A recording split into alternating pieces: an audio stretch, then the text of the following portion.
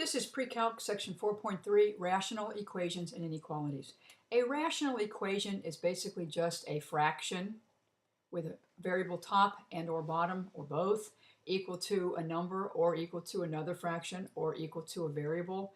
And the idea is if you've got fractions in the equation, we would like to get rid of the fractions. And the way we get rid of the fractions is by multiplying both sides by the least common denominator.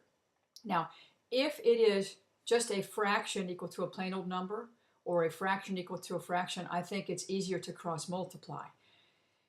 This is important. Be sure to check your solution because the denominator is not allowed to equal 0. So whatever answer you get, you need to plug back in to see if you get 0 in the denominator. Now that's one way to go. Do the problem, get your solution, check by putting back in and see if you get 0 in the denominator. Another way to do that is to find out in the very beginning any values that would create 0 in the denominator and eliminate them. And that might be the safest way to go because a lot of people forget to check. So if you make yourself take the denominator, set it equal to 0 from the beginning, solve by subtracting 1 from both sides, divide by 2, and we get x equals -1/2. Now, what is that saying? That's not saying our solution is -1/2. It is actually saying that -1/2 is a value x is not allowed to be. So if you solve this and you end up with x equal to -1/2, you have to throw it out. Other than that, whatever answer you get is a keeper and you'll have a solution. So now, I know it's set up there to multiply by the least common denominator, and that is a way you could do this. But in this case, I'm going to cross multiply. I'm going to think of 1 as 1 over 1 and just cross multiply. So x plus 2 times 1 is x plus 2. Cross multiply this. 2x plus 1 times 1 is 2x plus 1. And keep in mind, when you solve by cross multiplying, you are creating an equation. We get rid of the fraction. It's just top times that bottom equal to that top times the other bottom. And then just solve. Plain old subtract x from both sides gives me x. Subtract 1 from both sides gives me 1. And my solution is x equals 1. It is not -1/2, so it is a keeper. Now, you can check this officially by putting 1 back in for x and 1 back in for that x and see if it equals 1. The bare minimum check is to plug it into the denominator to be sure you're not getting 0 in the denominator. But if you've already done this, this is ensuring that this answer will be okay. It's not a bad idea to do the full-blown check. 1 plus 2 is 3. Put 1 in here. 2 times 1 is 2, plus 1 is 3. 3 divided by 3 is 1, because you could do something silly with your arithmetic or with your sign.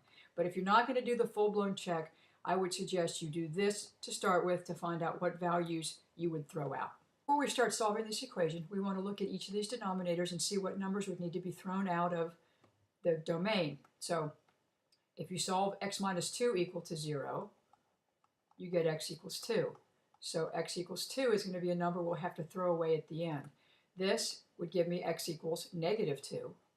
And this, in factored form, x plus 2 times x minus 2, and solve will give me the same 2 and -2. So really I'm saying x is not allowed to equal 2 or -2. So if I get those, I will have to throw those out. Here we're not going to be able to cross multiply. This is two separate fractions equal to another fraction over here. So the first thing you want to do is look at this denominator and factor it. So that's what I've got typed up right here. Also, this is written in x because I had a little typo right here when I copied this over. So here's our problem. This is the same problem, but I have taken the x squared minus 4 and I have factored it. I have factored it as I need it in factored form to be able to name the LCD. The LCD happens to be x plus 2 times x minus 2. Because your common denominator must be made up of parts of the other denominators. Another way to look at it is that every denominator contributes to the common denominator. And the other way to look at it is the fact that each of these denominators must be contained within your common denominator. There's x minus 2, there's x plus 2, and of course there's the whole denominator. So this is my common denominator. The next thing I do, and this is just to make things neat, is I rewrite this and I just spread it out to have room to actually show my multiplying by the common denominator. Go back to this step. The common denominator is x plus 2 times x minus 2. So I need to multiply both sides by x plus 2 times x minus 2.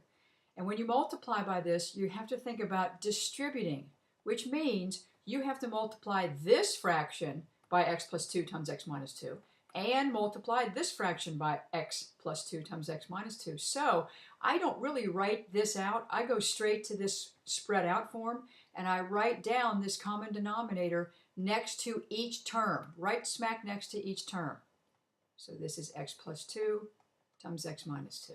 And of course I have to do it over on this side. This is times x plus 2 times x minus 2.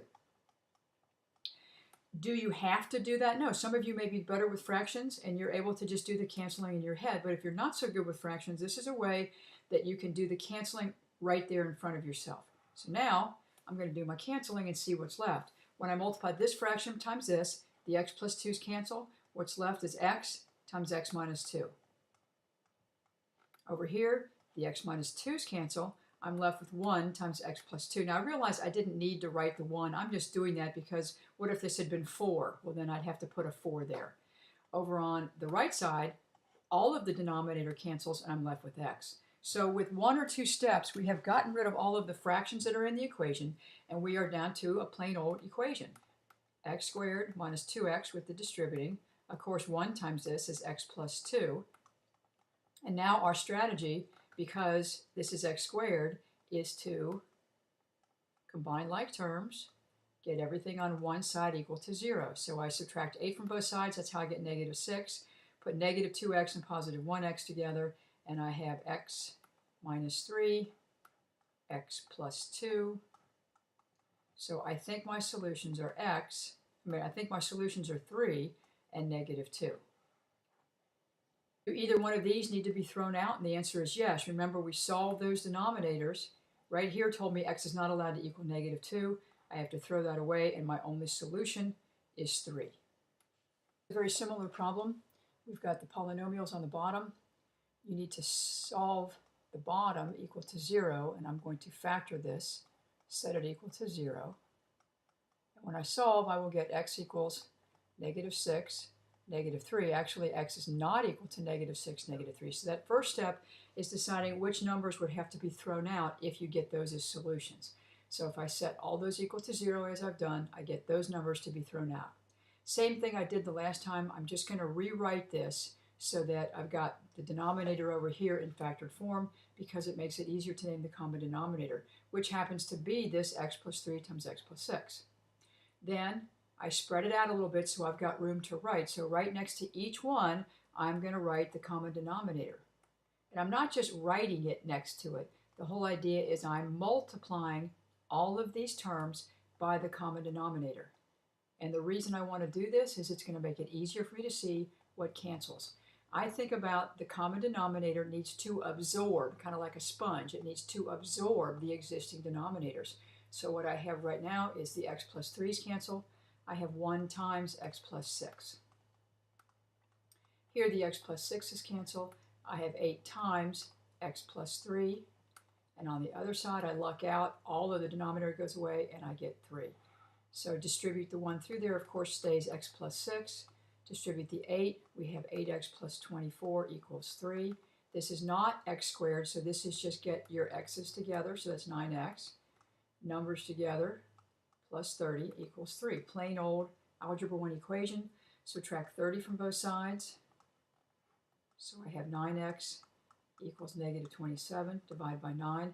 And I think my solution is x equals negative 3. But in the beginning, we've already established that negative 3 will be a number that will have to be thrown out. So if that gets thrown out, that gets thrown out, which means our solution is no solution, or we call it the empty set. We will do the inequalities in another video.